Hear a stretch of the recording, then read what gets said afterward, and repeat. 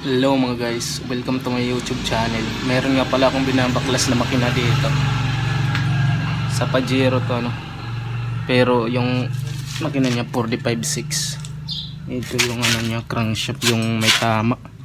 Natamaan yung crankshaft dito.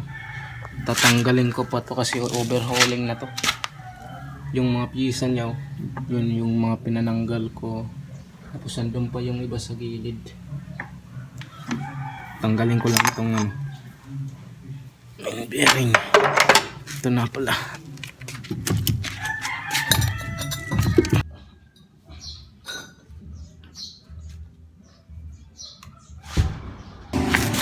Ito na pala yung crankshaft na tanggal.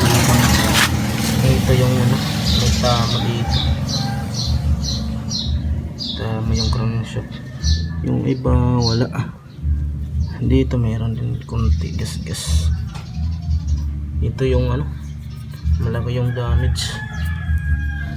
Iwan ko kung kaya pa ito maripis lang 0.25. Hindi na siguro, parang malaki yung kinain niya.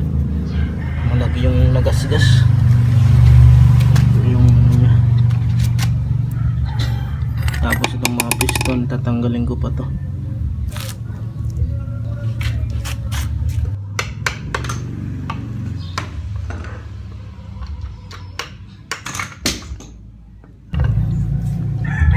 Pati rin pala itong piston nya guys, yung connecting rod nya may tama rin tinanggal ko na sa piston nya mga kabarskila. Hanggang dito na lang po ang aking video. Subscribe nyo po ako sa aking YouTube channel.